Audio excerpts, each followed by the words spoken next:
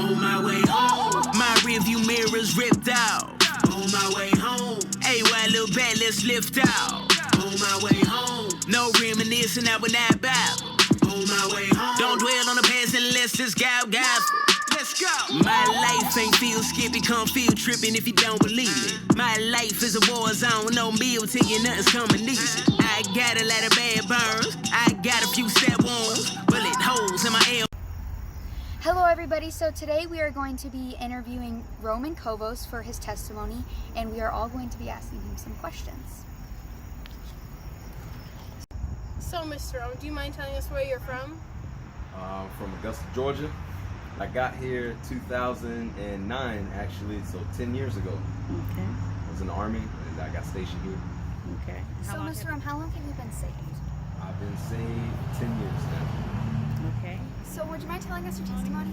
Yeah, before I gave my life to Jesus Christ, basically I was living in sin. I was your typical guy that the world pumps their influence into. By that I mean I used to love to drink a lot, party a lot.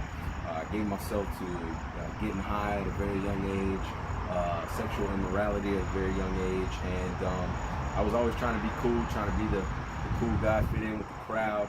And I did go to church as a young man, and I believed that there was a God in heaven, but I never got saved and never really got serious about my faith, never dedicated my life to Jesus. And so like I said, just living in sin actually brought me to a depression. I wasn't going around voicing it, but to be honest, I was very broken. And a buddy of mine who was in the Army with me invited me to this church, and he said, hey man, would you actually invited me to a concert. And so I came to the concert, my wife and I, and we heard the music, we heard the preaching. It was interesting.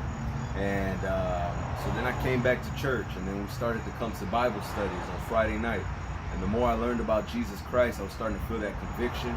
I could really feel God just pressing on me, and so could my wife, Rosie. She just felt God pressing on her.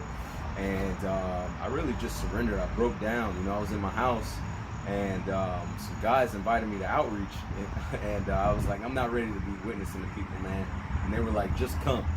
And it was like every door they knocked on, and as they were witnessing, it was like I could see myself and my wife in those couples, and just living in sin, partying, drinking. And I went home and I broke down. I had a brand new case of Corona. I had only drank 2 of them. It was a 24 case. And I got home, I was so convicted from the outreach. I started pouring down the beer down the sink. I poured down 22 beers down the sink. My wife walked in the kitchen, and she seen me like wiping my eyes. She seen I was crying, and she's like, what are you doing? And I was like, I need to get saved. I really need to give my life to Jesus. I really need to stop playing.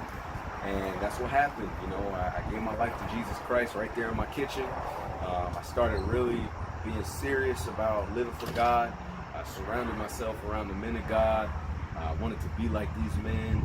My wife, she got saved, and here it is, 10 years later. Cause we know it would change. I'm in there with my gang. To be with the lamb was slain.